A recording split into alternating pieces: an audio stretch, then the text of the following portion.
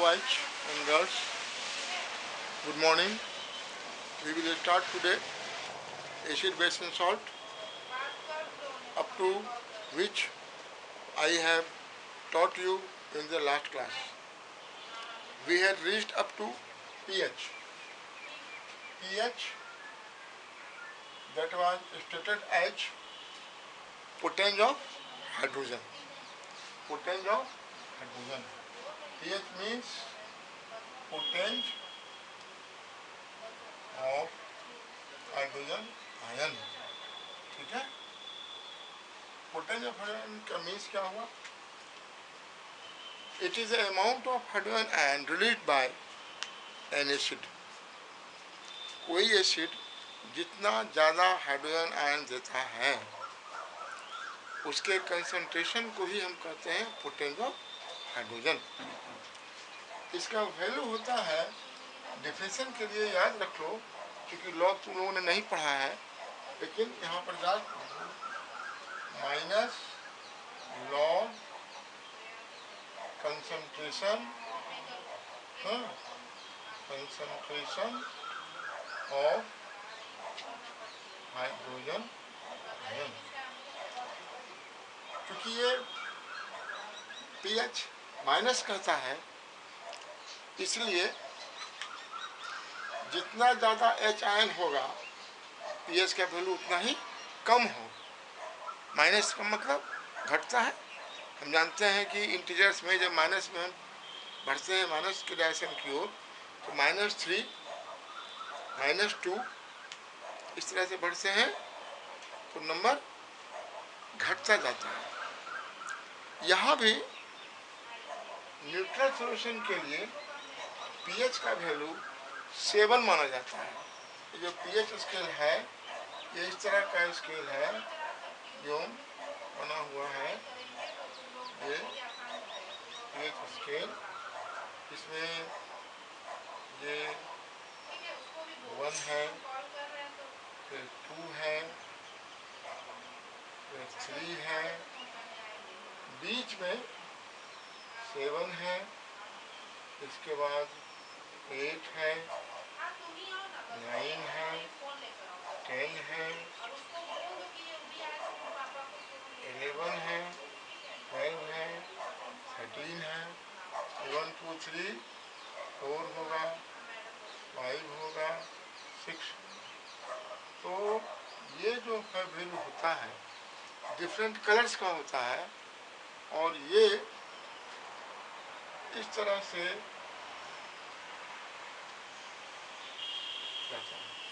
Graph इस तरह से इसका घूमता है. 7 पर लगभग बीच में रहता है वैल्यू. ग्राफ का यहाँ पर आना चाहिए था, वहाँ इनका मिस्टेक है, एग्जैक्ट पॉइंट पर नहीं पहुँच रहा है.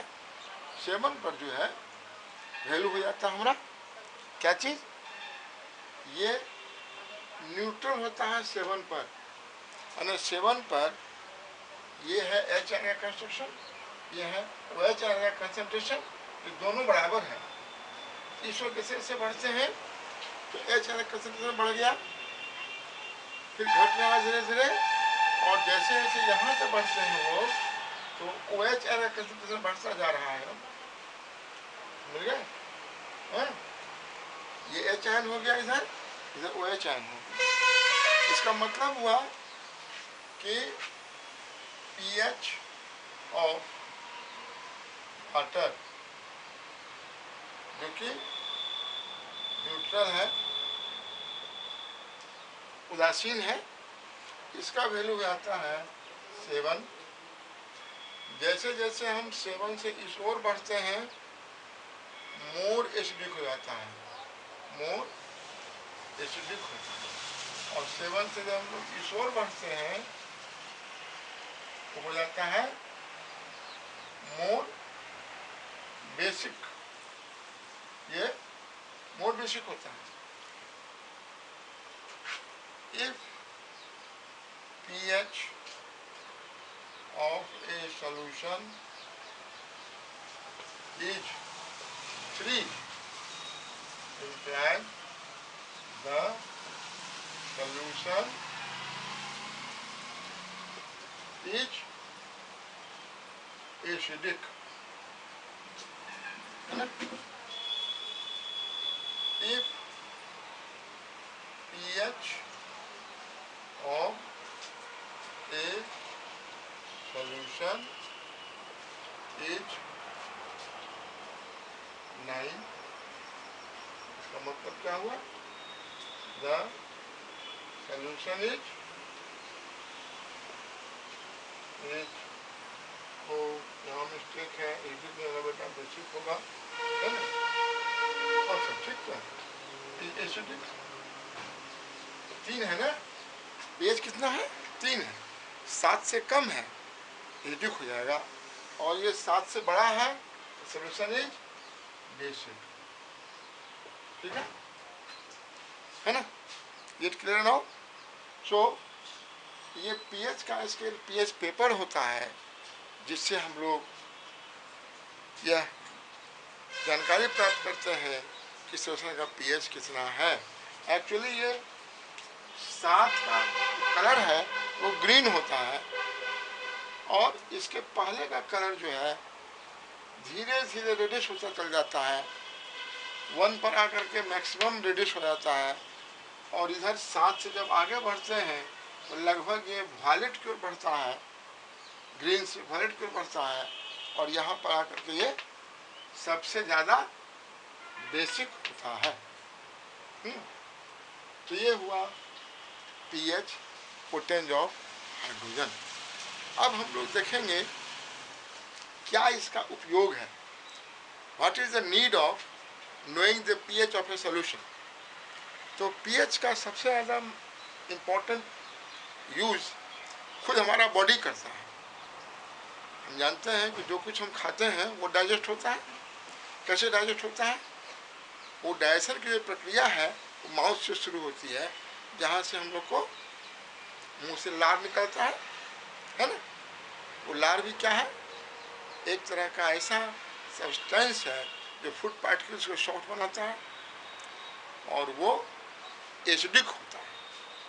वो एसिडिक होता है क्योंकि फूड पार्टिकल्स से एसिड रिएक्शन करता है।